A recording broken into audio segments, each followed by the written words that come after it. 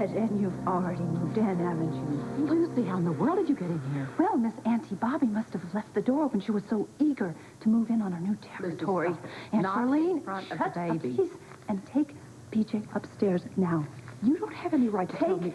BJ upstairs now. Now, Aunt Charlene, go. Go ahead, Charlene. I think it's a good idea. Go with Charlene, honey, okay? You can take your dolly. But I'll be right back. Hurry up.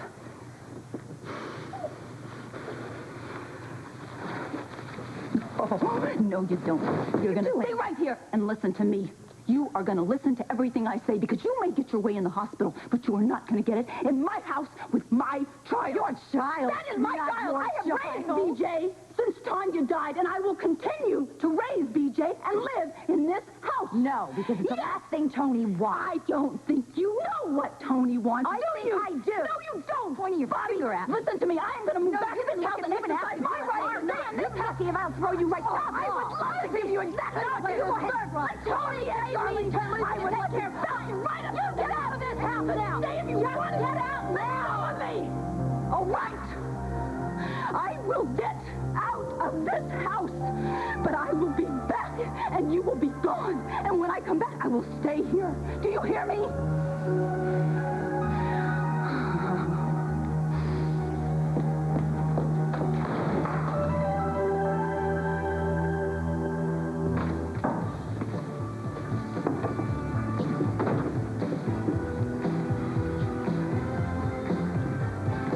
It's not too early. I'll buy you a beer.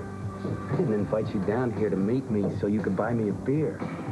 I lost a lot of money on account of you. I paid you for your services. Pennies. I could have made a fortune if I'd sold the pictures of that assemblyman and his girl. But you said no. That's right. It wasn't pennies, pal. Didn't come anywhere close to what your pal, Mrs. Jones, would have paid. You know, I've been doing some investigating. These pictures would be worth a lot of money to a girl like her. So what? Nobody's ever going to see them because I got the negatives. So I'll tell you what. Cry in your beer.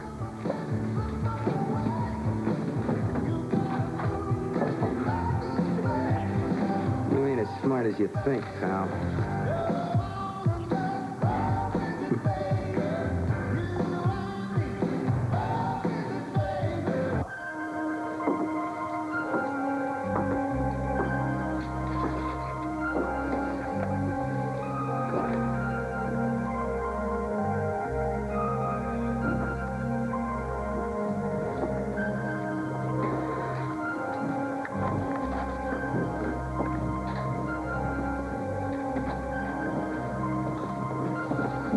How's he doing? Well, not very good. Not as well as we hoped, anyway. It's been 72 hours since surgery. I can finish here. Monica, you need rest, too. I agree. Come on, I'm going to walk you out of here. No arguments.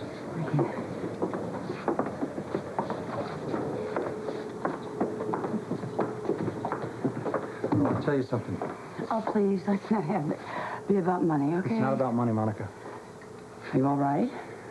I'm fine. It's not about me. It's about you. I just want to tell you how lucky and how proud I am to have you for my wife. That's all. No, you're not all right. You're sick. Monica, I've never felt better in my life, thank God. Well, then you're drunk. I'm not drunk either. I'm just grateful for everything. Well, we do have a lot to be grateful for this season. Except I have more to be grateful for than you do. Because I have you.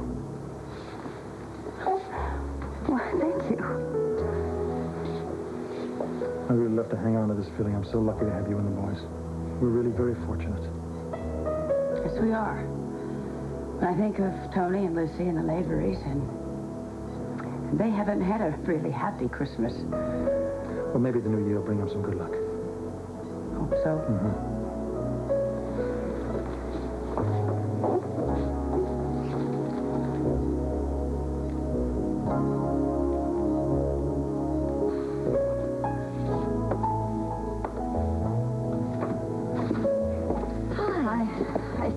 Spending the day making you wait. Sorry, the lab's a little understaffed.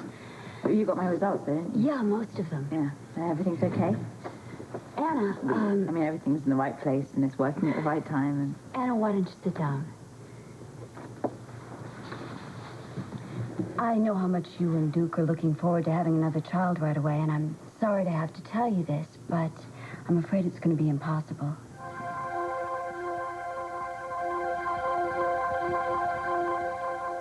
Why can't I have another baby? Women have miscarriages all the time, and they go on to have other children, don't they? Yes, if you do. Well, then I can have another child. I mean, if it's a question of waiting, then we'll wait. I mean, we can be patient, just the same as anybody. Anna, try to understand. Your situation's complicated by that fall you took. It jolted your entire system. But I'm fine now. I'm absolutely fine. It wasn't serious. I mean, you're not saying that I can't have another child. I can get pregnant, can't I? Can't I? Anna, listen to me. Yes, you could conceive right now, but no, you would never go full term. Not only would you be putting the life of the fetus in danger, you would also be endangering your own life. Now, we can't put you at that risk. I'm sure your husband wouldn't want it, and I wouldn't either. Now, I know this is hard news to break, but I'm sorry. If you want me to tell Duke for you, I will.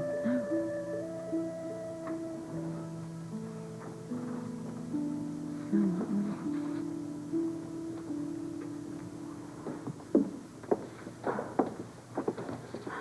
Anna, I want to see you in a day or two. I'll have my nurse call. Security Officer Greeley, contact the 8th Floor Nursing Station. Well? Security Officer Greeley, please contact the 8th Floor Nursing Station. Did you know about this? I talked to Dr. Collins while you were in prison. That's why you didn't want me to come in today. Anna, please don't get angry with me. I didn't want you to be disappointed. I didn't want you to be hurt. I thought it'd be best if you were happy for the holiday. I'm angry. Oh, no.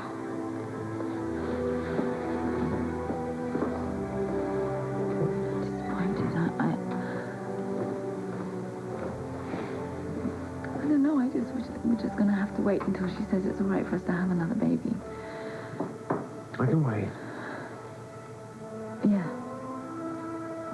I got Robin and everything, and...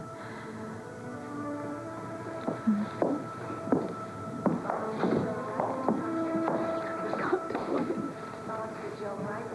I have to tell her. I can't tell her. I can tell her. It's fine.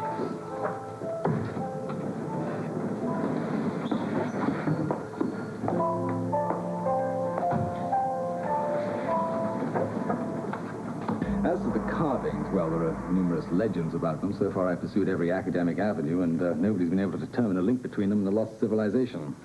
So you're saying that this civilization belonged to the first nomadic people who arrived at the land that we now call China? Exactly. Now, I have a lot of material for you to read up on, and when you do, you'll see that my research has been quite painstaking. All right, go on. Naturally, the Chinese would love to have this in their possession. They consider it a national treasure. Who else is involved in this? The Quartermains, but only financially. And lest you hear conflicting tales from Alan and Edward, I didn't find the dragon in an antique shop in San Francisco.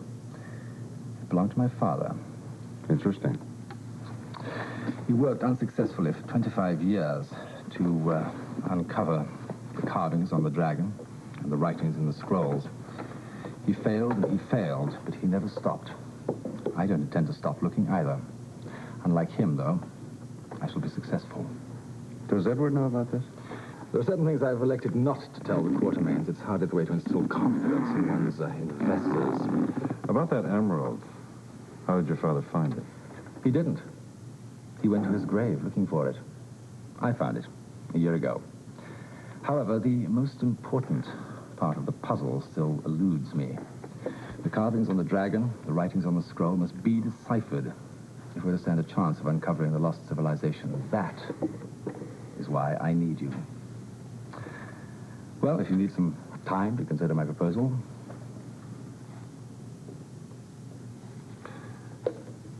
It's been considered. I'm in. Splendid.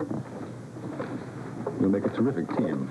I'd like to hang on to this scroll. I want to study it for a while. Good. I like a man who wants to get right to it. I'll certainly leave it with you. Well, good heavens, look at the time. I must be going. I'll be in touch. Good. Every hour, every minute, every second, if needs be. Oh, by the way, there is something that I neglected to tell you.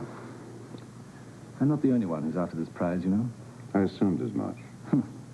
In that light, and because I do believe that we will discover our destination quite soon, I should like to start assembling a team. I like a man who plans ahead. I shall need trustworthy, able men. Anyone in mind? Colton Shaw, for one. Good man. And a friend of yours. Perhaps I should leave it to you to see that he agrees to come with us.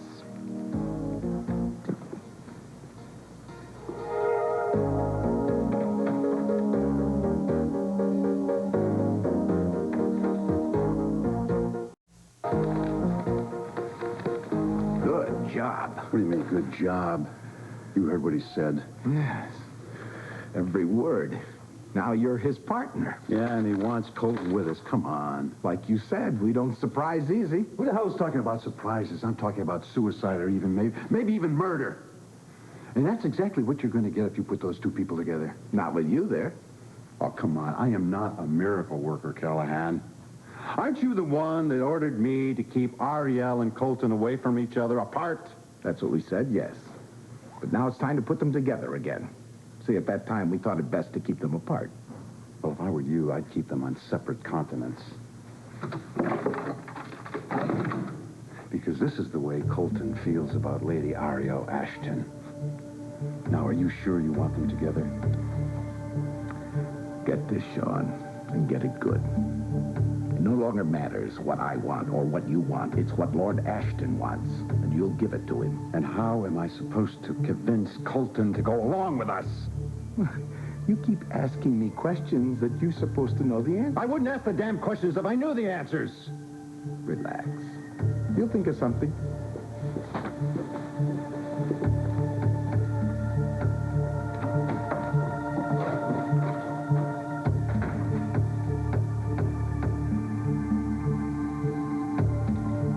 She's my niece.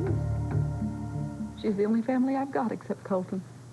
And I had to talk to her like that. Stop it. You don't have to feel guilty. That's how she wants you to feel. You had every right to say the things you said to her. Well, what about the awful things she said about you? Oh, come on. I've heard so many awful things come out of her mouth. They go in one ear and out the other. She can't hurt me anymore. Well, I'm glad about that, but what about the baby? You're right about that. You do have to protect the baby. What am I going to do? I mean, if she moves back in here, I'll be no match for her. You would be if you weren't more concerned about BJ. Then what am I going to do? I think I have a solution. I think it's worth a try. What is it? We can't go to Tony. I don't have to go to Tony. I know exactly what Tony would want me to do. I'll take the baby home with me. Well, that's a wonderful idea, but if Lucy comes back here, what am I saying if? I know she's coming back here. If Lucy comes back here and she has a problem, send her over to the brownstone. I'll gladly take after her. Oh, Bobby, I can't let you do that. Why not? I'm not afraid of her. You don't know what she's like. I mean, she might do anything now to get even. She can't do anything to me that she hasn't already done. Well, she might publish those pictures she's threatening to. She'll never do that. She's bluffing.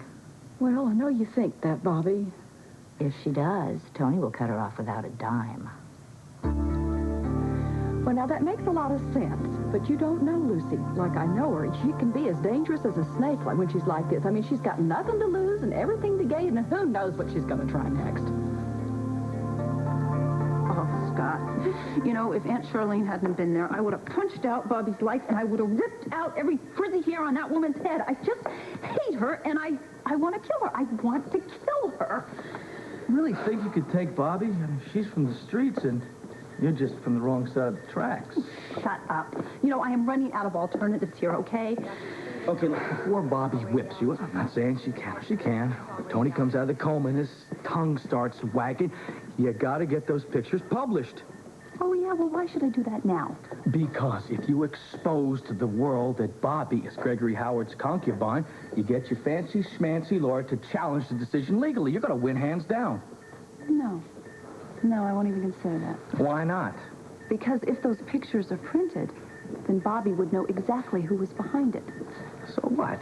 Scott, don't you get it? She hates me as much as I hate her. She would find a way to find out. She can't prove anything. No, wait. I've got another way to handle this. Oh, yeah? Well, this ought to be good. You know what I'm going to do? I am going to be the model mother and the model wife. Okay, Mrs. Cleaver, just don't be too hard on the beaver. You don't think I can do it? Well, I can, and whether Tony comes out of the coma or not, Bobby's going to be helpless against me. She won't be able to accuse me of anything, because I'm going to be above and beyond reproach. What'd I tell you? Are these perfect for your newspaper or what? Front page. Now, I'll call the office right now and tell them to hold the presses.